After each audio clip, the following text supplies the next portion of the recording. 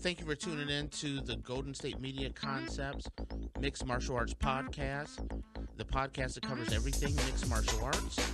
And today we're covering a pretty exciting weekend of cards from the weekend of May 8th, in which we had UFC Fight Night 87, which had some amazing knockouts.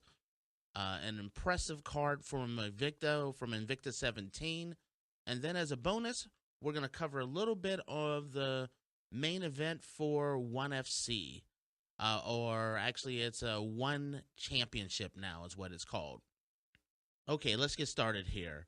The first we're going to cover UFC Fight Night 87, which was Overeem versus Arlovski.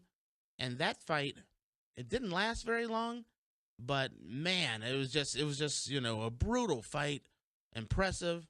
Alistair Overeem came in. I was really expecting Andrei Arlovski to really get back on track and pull off an impressive win and get him back in the title picture. But instead, it was actually the guy who's just been a wrecking ball lately, and that's Alistair Overeem. He came in a solid shot to the chin with a karate kick, and Arlovski was done. It really, with this win, which, I mean, like I said, it was more of an annihilation. Arlovski didn't really last very long, but with this win, it really puts Overeem right into the title picture. I can't see anyone getting a title shot before Alistair gets his title shot, and that even includes Cain Velasquez. Now, for Andrei Arlovski, man, with coming off of 2 losses in a row, even though, it's going to really hurt him, he's going to go down the line and, he's going to fall quite a ways in the rankings. And I think a lot of people are going to say he's washed up and he's done for. I don't know. I don't think he's done for. I think, he just ran into 2 really bad situations, especially this last fight where, he came in an aggressive style, and he just got caught. And when you're dealing with 2 big giant heavyweights like these guys, both of them are very heavy-handed, and Overeem's case, very heavy-footed as well, because that shot to Arlovski's chin just really took him out. So just a really, really impressive victory on the part of Alistair. And so I'm really looking forward to seeing who comes out of the Verdum fight and see who's going to actually be the champion. But I think Alistair actually has a really good shot at being champion now, and it's kind of way overdue. He was set to be fighting for the championship a number of years ago, and just by different circumstances, he just didn't make it. Now he's right in that picture. Now, there's another fight on this UFC Fight Night 87 card that, I watched, and I was really happy on one part, and that was and what I'm referring to is the Stefan Struve, Tonya Bigfoot Silva fight. I looked at it, and, because of all the stuff that Stefan Struve has gone through with injuries and everything, seeing him actually get back on track with a really impressive knockout was so impressive. I was really happy for him. It really puts him right back into contention for, getting in line for a title shot. He's definitely one of the top UFC heavyweights now. But on the other side of this, we're talking about Antonio Bigfoot Silva. And I look at him, and I will look at his fights, his last few fights, and it's actually kind of sad, because at one point in time, I thought he was one of the most dangerous men in the heavyweight division, and now it's just, each fight, I just feel like it's disappointing after disappointment after disappointment. And, when I look at him and I say, is it time for him to retire? And I think it is a yes. At worst case scenario, I do look at Bigfoot and I say, maybe Bigfoot at least needs some extended time off. He's been getting caught with some shots that, that he's going down really fast. I was listening to another UFC podcast that was talking about how he hasn't quite been the same since they banned the testosterone, the treatments, which in his particular case, this isn't like a Barry Bonds or situation where he's using it for performance enhancement. The way I understand, he has a pituitary gland issue, and maybe that's really affecting him because he just hasn't been the same. Kind of makes me think of, back when Brock Lesnar was fighting, and Brock ran into some major health issues, and once he ran into his health issues, he was never the same.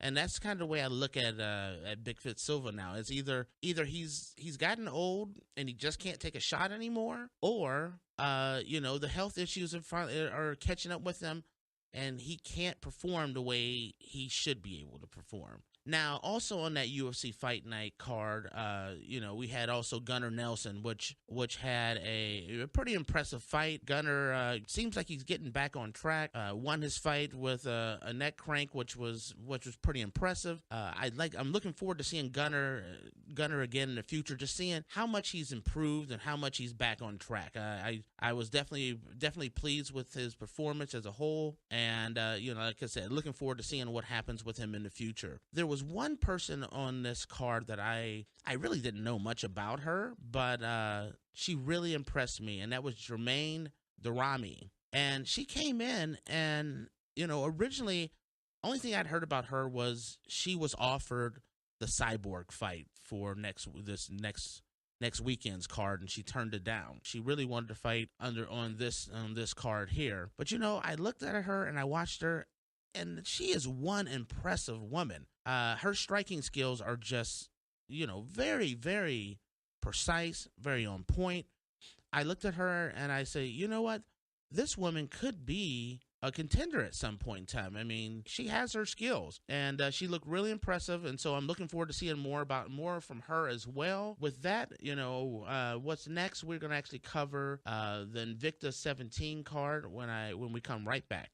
Okay, I'm back. And the next thing we're going to talk about was actually the card that really was just a great card from start to finish. You were never disappointed. The main event was Tonya Evinger versus Colleen Schneider, which we're going to touch on. Tonya Evinger, just as always, this woman is just a beast. Very focused. I mean, she came in, she handled business, and she just was a wrecking ball. I mean, she just went through, handled business. There's only one bad thing. I don't know if I'd necessarily say it was a bad thing, was after she won and everything was done, the big surprises of her throwing up in the bucket like 2 or 3 different times. And then she's getting interviewed by the ring announcer, and she's going through, and then she says something about she wants to shock the world, and then she goes over and she kisses the ring announcer right on the mouth. And the big thing was the ring announcer wasn't prepared for it, so Tonya just threw one on her, mouth open, and I'm like, oh God, she just threw up. And so I was just like, oh, it was just nasty and brutal. Well, as a whole, but anyway, back to the main card, which you want to stay on point, was, what was the most important part of the Invicta card. It was, like I said, this card was stacked from head to toe. And so I'm going to touch on a few of the fights other than the main event. But, before I leave from talking about Tonya Evinger, she's no sideshow, guys. Everyone who hasn't taken a chance to get to know who Tonya Evinger is, Tonya is just a stud fighter. And, I went back because I know she was on The Ultimate Fighter, and I always wondered, like, okay, she was on Ultimate Fighter, but nothing happened, nothing came of it. And so I went back and looked at the episode that she was on, and she just got a bad draw. I went and looked, and all the teams were getting drawn, and then there was 2 fighters that just was chosen that they had to fight to get in. And Tonya ended up being picked to fight another lady. And so Tonya had to fight. If she won, she was in the Ultimate Fighter. If she lost, she was out of the Ultimate Fighter. She came in, she dominated. In my opinion, she dominated the fight all the way through, and then she fell into a submission, and she's out of the Ultimate Fighter because she got caught in a submission. I really wonder how things would be different if she did not get picked for that random winner you're in kind of situation, because I think she would have been my favorite to win the Ultimate Fighter. So she would have been in the UFC, and I think this woman can contend seriously in the UFC. So I'm very curious about how life would have been different for her. But I will also say this: with Cyborg being brought over to the UFC, I gotta say, Tonya has to be the next person from Invicta to come over to the UFC, because she's a force. She's a force, and you can't ignore her forever. The UFC cannot ignore her forever.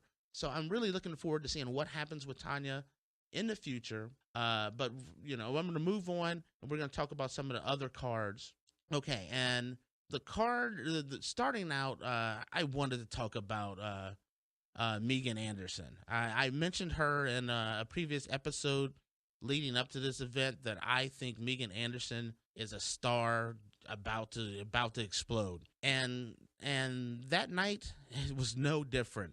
Megan is a force. Megan is just a powerful, powerful woman, and she truly just beat Bell down. It was just kind of funny how she ended the fight, because the bell was about to sound. Megan hits her with a huge kick and a punch, and Bell is down. The bell sounds, and I don't know if the fight is over or if they're going in between in the rounds, but Bell can't get up, and they just kind of waved it off. She was done. I mean, she got blown up, and she was done. And so Megan Anderson just finished her off at it's officially the first round knockout right at the 5-minute point. And I see Megan Anderson becoming a star in Invicta. Now, there were some other fights, and there's one fight. Someone I'm a big fan of is Charmaine Tweet. And she went up against Latoya Walker, and I was expecting Charmaine to come in. It to be, there's a huge height difference. There's a lot of experience difference. And so I thought Tonya was just going to, make it an easy night, and I was wrong. Tonya came in, and she started fighting Latoya, and Latoya was ready. Latoya came in. Latoya was cracking. I mean, cracking Charmaine Tweet. And Charmaine was getting beat up. She was the pressure. Latoya was clearly putting the pressure on her. And I didn't think Charmaine had much of an answer to her. And then out of nowhere, this fight is winding down. There's maybe like a minute 20 left. And I'm like, wow, Latoya's going to actually, she's going to win this round. And I don't see if Charmaine Tweet even has an answer. And out of nowhere, it was just like, boom. This spinning back fist just cracks Latoya, and Latoya just falls to the ground. It crumbles to the ground. Charmaine jumps on her, and the fight is over. And I'm just sitting there just speechless, like, what the heck happened? I had to wait and look at the replay, and it was the back fist from hell. Just nailed her, and Latoya was on Dream Street. Absolutely on Dream Street. So that was a really impressive fight. Full of, if that shot doesn't get you out of your seat, nothing will. And so, I was thinking the next fight's going to have a lot, to make up for, to be able to overcome such an amazing knockout. So it rolls into the next fight, and it's Angela Hill against Souza. And, Souza's a good champion. She's a hard fighter. She went to the UFC. She had a couple of fights there where she didn't do that well. And then she got sent back to Invicta. It was the best thing that could ever happen to Angela Hill, because Angela Hill was able to take her time, get her skill set together, and then recover from all the bad things that had happened to her from UFC. She got on track. She started dominating people. Really fast, just taking people out. And then she got into this title fight. So it's Angela Hill versus Souza. It was a really great fight. I actually had Angela Hill winning a decisive decision. In the end, Souza was behind. Souza ended the fight with two or three different like submission attempts by the time the bell ended, and we have a new Invicta champion with Angela Overkill. I mean, not over the hill. Oh, Overkill, not over the hill. That's a little different. Angela Hill is now the Invicta champion, and they won. She won by a split decision. I don't think Souza was very happy about that, but I think it was the right decision. And then, like I said, it rolled right into the main event, which was Evinger, Colleen, Schneider, which we talked about earlier, where, Tonya just took care of business like she normally does. Now, there was another fight that wasn't in Invicta, and it wasn't in UFC, and and normally the ones that I kind of cover and pay attention to, there's four main ones that I cover, which is UFC is always number one, Bellator's 2, Invicta's 3, World Series of Fighting, but I don't normally cover one FC or one championship. They used to be called one FC, but now they're called one championship, I guess. Well, I don't know what's going on with the name change, but they had a couple. They had their event on this weekend, and I'm going to tell you what, this was a great weekend for fights, but the best fight from the best fighter was on one championship. And, that one person is, and people don't realize, because, one championship is traditionally, and I think of it as more of an Asian fighting division that's fight out of Asia. So I don't think of it in the U.S. realm of, they're not normally in my sphere of paying attention to. But I got the chance to see this, and the first fight I saw Roger Gracie, and Roger Gracie just looks so impressive. Roger Gracie's been around a long time from the Gracie family. Anytime you stick the name Gracie on you, I mean you're gonna be a stud, and Roger's no different. You don't see Roger in the UFC. But Roger's an impressive fighter, and so Roger handled business, and then it rolled into the Angela Lee title shot that she got. And I'm telling you, some of the best technical fighting I have seen in years. She reminded me, in a weird way, like a female Anderson Silva, a female young Anderson Silva. I mean, nothing but skills, hard hitting. Her ground game is, her grappling and ground game is second to none. I challenge anyone to find someone that's more technically sound than a 19-year-old woman from Hawaii. I mean, because Angela Lee was just amazing, and she was fighting the champion who apparently has been had been fighting for a long time. She was an impressive fighter, and they went at it. I mean, they really went at it. It was maybe the best fight. I mean, it's definitely the best fight I've seen this year.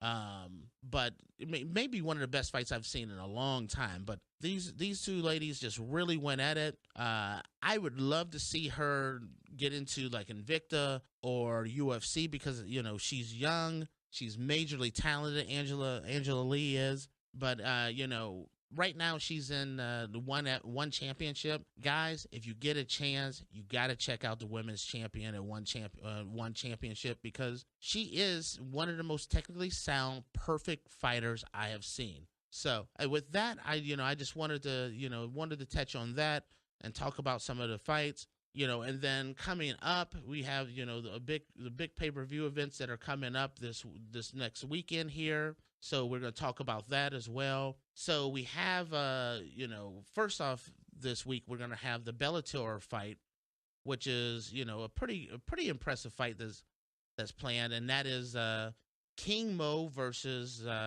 Phil Davison.